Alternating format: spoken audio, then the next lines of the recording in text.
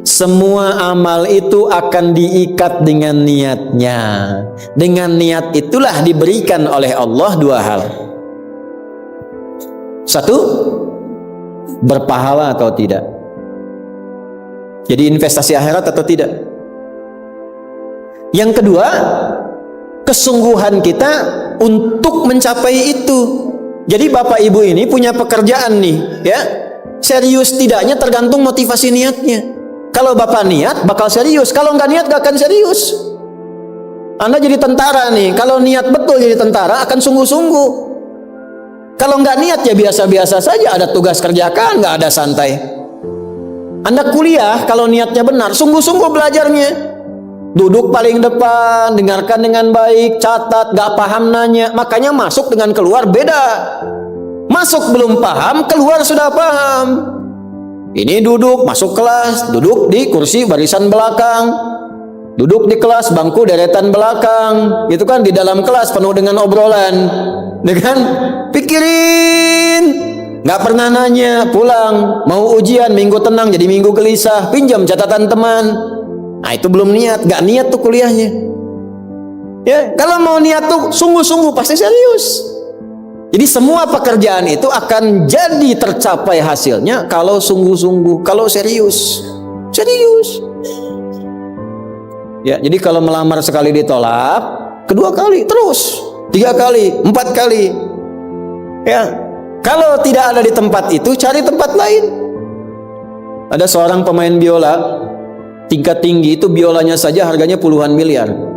Kalau sekali konser, itu tarif konser biola itu bisa di atas 1-2 miliar. Tiba-tiba dia coba iseng ngamen di pinggir jalan. Ya, jadi kalau kita di kereta di New York itu ada stasiun, di situ suka ada yang ngamen-ngamen itu. Iseng beliau ngamen, gak ada yang tahu kalau itu pemain biola termahal di dunia. Begitu memainkan musiknya, bagus musiknya, yang dikasih cuma recehan. Sekian sen. Dapatnya berapa? Ya cuma sekian dolar, 4-5 dolar aja. Padahal ini kalau manggung tarifnya bisa 2 miliar. Tapi analisis komentarnya sangat luar biasa. Ternyata manusia itu, perhatikan, kalau ingin sukses harus pandai menempatkan diri. Dia dihargai murah itu karena di tempat yang memang tidak mengetahui siapa dia. Ketika dia menempatkan diri pada tempatnya, maka berharga nilainya di hadapan Allah. Jadi kalau Anda di satu tempat dianggap tidak bernilai, cari tempat lain. Mungkin di situ bukan tempat yang layak bagi Anda untuk menunjukkan siapa Anda. Tapi mesti serius. Itulah sebabnya ada sa'i. Apa itu sa'i? Ayo rali-rali kecil. Terus lari-lari besar apa? Maraton. Sa'i dari kata sa'a, artinya sungguh-sungguh, serius mencapai peluang, naik ke atas bukit untuk melihat dengan jernih ke rahmah, ya, lihat dari sofa sampai marwah dengan sifat rahmah. Marwah itu puncak tertinggi yang ingin diraih. Maka gunakan dengan sa'i, sungguh-sungguh serius. Kalau lihat peluang kejar walaupun dengan berlari. Kalau nyampe nggak ketemu, balik lagi walaupun sampai bolak-balik. Pada akhirnya pasti ditemukan yang cocok dengan kita. Sungguh-sungguh. Nah ini bab. Jadi kalau Anda ingin serius, ingin sukses, ya, mencapai sesuatu apapun serius. Yang sekolah serius nih, ya, perwira-perwira masuk mau sekolah serius. Ya, jangan mengandalkan joki. Ayo serius supaya ilmunya benar. Ya, urutkan. Anda juga sama nih yang di kampus-kampus dan sebagainya tuh. Ya, kuliah yang betul. Kan mau Indonesia emas tuh 2045. Bagaimana bisa dapat emas kalau nggak sungguh-sungguh? Itu yang kemarin PON tuh, kalau nggak serius nggak dapat emas. Nah, yang kedua begini, kalau cuman pakai yang pertama, yang belum beriman pun dapat itu. Terus faedahnya kita beriman apa? Ya, gini ya. Ini ada yang belum beriman, non muslim. Kerja serius. Anda sudah beriman, kerja serius juga, sama-sama serius, dua-duanya sukses. Lalu manfaat imannya apa? Tuh. Jadi untuk menjawab pertanyaan begini, Pak abdi teh muslim. Nah, non muslim teh tiasa sukses, kaya, abdi teh kaya. Saya sholat tapi nggak kaya-kaya. Nah, itu pertanyaan yang salah. supaya kaya itu penyebabnya bukan sholat, tapi serius, sungguh-sungguh. Kalau sungguh-sungguh kerja, sukses. Sungguh-sungguh belajar, sukses. Sholat itu, nah ini mendampingi kesuksesan dengan keberkahan. Kalau ingin berkah, sholat. Ingin nyaman, sholat. Sholat mendesain kesuksesan itu melahirkan falah, kebahagiaan yang mendamaikan. Makanya falah dalam bahasa Inggris definisinya success and happiness. Sukses dan bahagia. Balik ke sini, ke hadis tadi. Lalu apa manfaatnya di situ huruf ba itu? Niat itu apa? Merubah rutinitas menjadi ibadah. Ini yang mahal. Nih Pak, gini Pak ya. Bu. Ini apa Bu? Gelas. Isinya air. Fungsi air itu menghilangkan haus. Caranya minum. Tiap hari kita itu minum. Sesuatu yang dilakukan terus-menerus namanya rutin. Disifati jadi rutinitas. Minum itu rutinitas. Tidak minum bahaya buat ginjal. Minum kita. Tapi yang kedua begini, gimana caranya rutinitasnya jadi ibadah? Tuh, minum tapi jadi ibadah. Apa fungsinya ibadah? Supaya dapat bekal. Bekal buat apa? Bekal buat pindah. Pindah kemana? Pindah ke alam baru ketika meninggalkan dunia. Siapa yang akan hidup selamanya di dunia? Ayo angkat tangan. Gak ada. Orang terkuat di muka bumi Firaun. Jaringannya luas, tentaranya banyak, hartanya melimpah, supportnya tinggi. Tapi sefiraun-firaunnya tewas juga. Selesai. Nah, artinya apa? Kita akan meninggalkan ini karena kehidupannya sementara. Karena itu bagi orang yang sudah meninggalkan dunia, disebut diumumkan telah meninggal dunia. Nah, kita punya iman kalau meninggal pindah kemana? Kan ditanya. Akal kita kan bertanya, ini pindah meninggal dunia, meninggalkan dunia pergi kemana? Kan belum pernah ada yang punya pengalaman ke situ balik lagi. Oh, abdi tadi kadinya wih deui, enggak ada. Ya, harus terjawab. Kalau tidak terjawab bingung kita ini. Harus terjawab. Yang bisa jawab itu siapa? Yang menciptakan kita. Tanggung jawab, harus memberikan keterangan. Karena itu kalau ada kitab suci menerangkan dengan sempurna, setelah di dunia ke sini keadaannya begini, bekalnya begini, dari situ ke sini prosesnya begini. Ini menunjukkan kitab suci itu benar dan sumbernya dari Sang Pencipta. Dan berita baiknya, alhamdulillah, alhamdulillah, silahkan riset, silahkan komparasikan secara ilmiah, riset. Hanya Al-Quran yang menerangkan itu dengan sempurna. Dari dunia pindahnya ke sini, alamnya disebut dengan kubur, pemisahnya disebut barzah. Di dalamnya ada begini, dijelaskan oleh Nabi rinci. Kalau begini begini, kalau begitu begitu. Selesai itu nanti bertahap seperti ini, terjadi kiamat begini, rinci. Kalau itu karya manusia, mustahil ada satupun manusia yang bisa berbuat seperti itu. So, kita mau pindah nih, sekarang kita pakai logika yang betul. Hukum pindah itu harus bawa bekal. Ini yang ngaji semua di sini, nggak semuanya orang Bandung. Orang Jakarta tuh. Ya. Soreang mana Soreang? Masih subuh, nanti pas maghrib Soreang tuh. Ya, Purwakarta mungkin kan. Ini nggak semua orang Bandung ini. Apakah Anda bisa nyampe ke sini kalau nggak ada bekal? Dari Bandung mau ke Jakarta mesti ada bekal. Beli tiket pakai kereta api cepat. Ya, kereta cepat, bus, tiketnya bekal. Pakai pesawat, bekal. Hukum mengatakan setiap pindah tempat mesti ada bekal.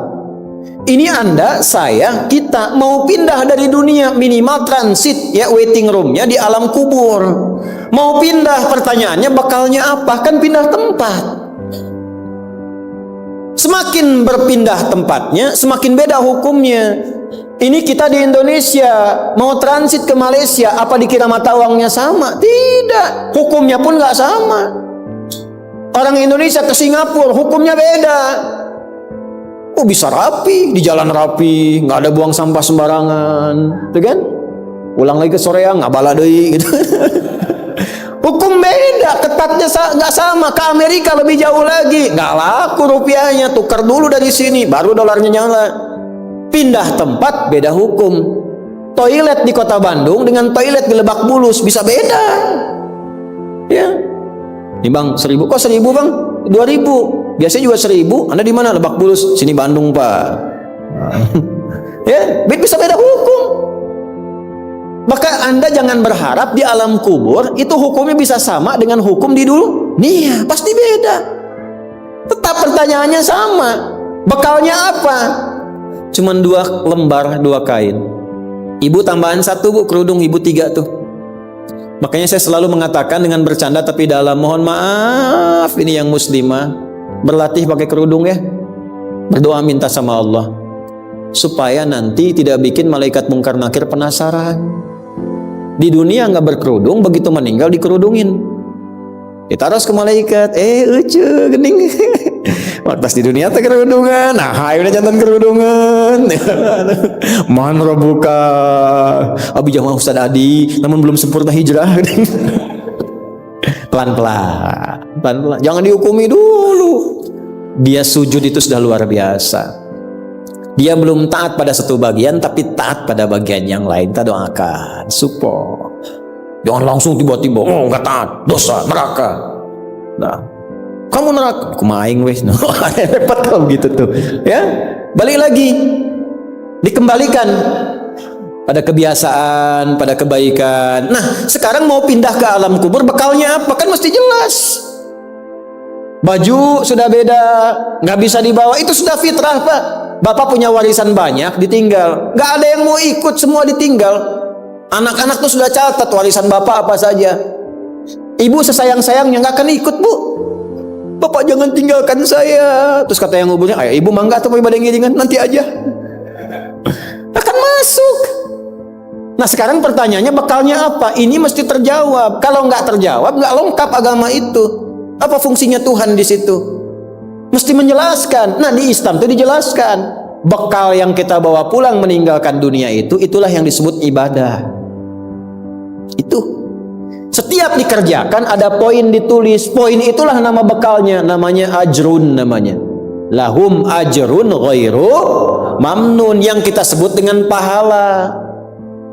Yang menjadikan itu dapat, pahala itu diraih, bekal ibadah itu dapat, itulah niat. Itulah niat. Jadi pekerjaannya tidak berubah, rutinitas tetap jalan, minum tetap minum, kerja tetap kerja, makan tetap makan. Cuma dengan niat itu, di saat yang sama, cara minum itu langsung dinilai sebagai ibadah. Perintah Allah, malaikat tulis. Ya, berapa tulisnya? Sesuai kadar keikhlasannya, minimal 10. Itulah perbuatan yang dianggap benar, sehingga konsepnya dunianya sukses, minum juga, haus hilang, akhiratnya dapat pahala. Jadi dunianya sukses, akhirat sukses, disebut baik. Perbuatan baik yang dinilai sukses oleh Allah disebut hasanah namanya. Makanya kita berharap dunia jadi hasanah, akhirat dikonfirmasi hasanah itu jadi pahala. Maka kita berdoa, Al-Baqarah ayat 201, Rabbana atina fid dunya wa fil akhirati wa qina. Apa tafsir hasanah terkait ibadah? Tafsir hasanah terkait ibadah pindah surat ke surat 6. Ayat berapa? 160. Man jaa bil hasanati falahu asyru amthaliha. Minimal kalau diniatkan jadi ibadah tulis 10. 10 itu yang disebut bekal pulang. Sebelum meninggal tampilkan nanti punten Pak ngetang nate sanes kieu nya 1 2 3 4 itu hitungan dunia. Cara menghitungnya 1 ke 2 500 tahun, 2 ke 3 500 tahun, 3 ke 4 500 tahun. Nanti semua itu diakumulasi, ditampilkanlah surga yang sesuai dengan pahala kita. Kapan ditampakkannya? Saat sakaratul maut, sebelum meninggal.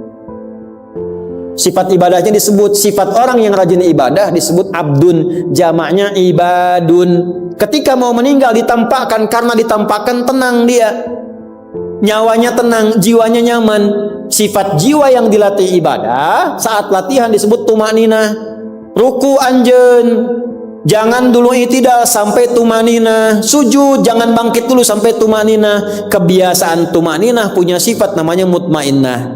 Makanya saat akan meninggal disebut ibadnya, disebut mutmainahnya. Di mana? Quran surah 89 ayat berapa? Ayat 27 sampai 30. Ya ayyatuhan nafsul mutmainnah irji'i ila rabbiki radiyatan mardiyah fadkhuli fi ibadi, disebut ibadnya, wadkhuli jannati, ditampakkan surganya. Ini surganya anjeun teh ieu tina amalan-amalan yang telah dilakukan selama hidup. Kalau yang nggak ada bekal, tampaknya yang jelek-jelek sesuai kebiasaannya. Ya. Kebiasaan dugem ditampakkan lengeleng. Ini bingung, la ilaha illallah, geleng lagi, geleng lagi. Yang biasa tahlil, biasa ngaji, wafat sesuai kebiasaan, sesuai ajalnya. Tampak. Nah, sekarang untuk mencari bekal itu bagaimana? Niatkan menjadi ibadah. Itu fungsinya itu mahal. Pembuktiannya setelah meninggal. Kalau bapak nggak percaya, ibu nggak percaya, dipertanyakan imannya. Silahkan saja nanti lihat setelah meninggal.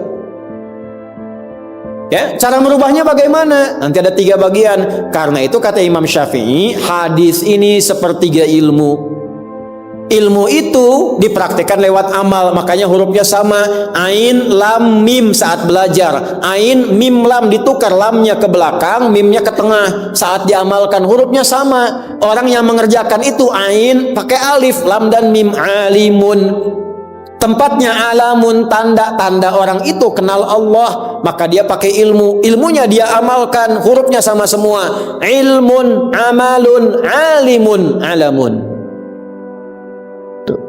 Allah disebutnya apa? Rabbil alamin, jama, alhamdulillahi rabbil alamin. Jadi kalau kita pakai ilmu, gunakan. Begitu digunakan, tuliskan pahalanya. Kata Imam Syafi'i, hadis ini sepertiga ilmu. Karena ilmu itu ada 3. Ilmu tentang lisan, ilmu tentang perilaku tubuh bagian luar, ilmu tentang hati. Semua perilaku kita bergantung 3 hal tadi. Contoh lisan. Panitia, kalau ada teh manis bagus banget itu. Enggak, ini contoh, bukan minta. Enggak, ini saya sudah ada minuman, enggak usah bikin teh manis. Contoh aja, contoh.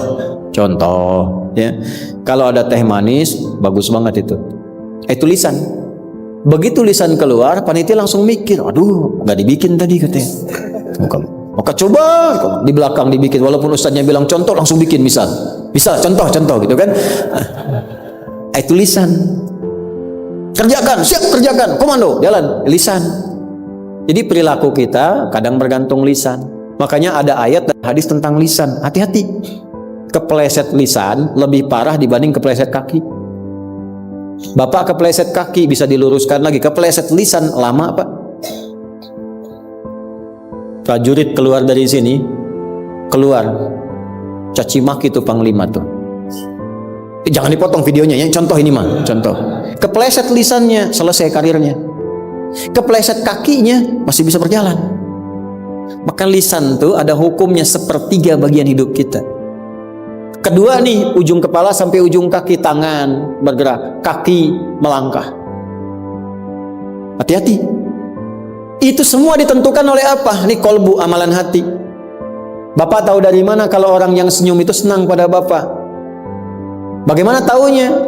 Boleh jadi dia iri hati, di hatinya itu ada sesuatu. Nah, karena manusia bertindak dari 3 bagian ini, maka Imam Syafi'i mengatakan, inilah hadis sepertiga ilmu. Kalau paham hadis ini, sepertiga kehidupan kita tuh hatam. Kuncinya apa? Niatkan semua hal itu menjadi bagian ibadah, maka pekerjaannya berkah, akhiratnya dapat.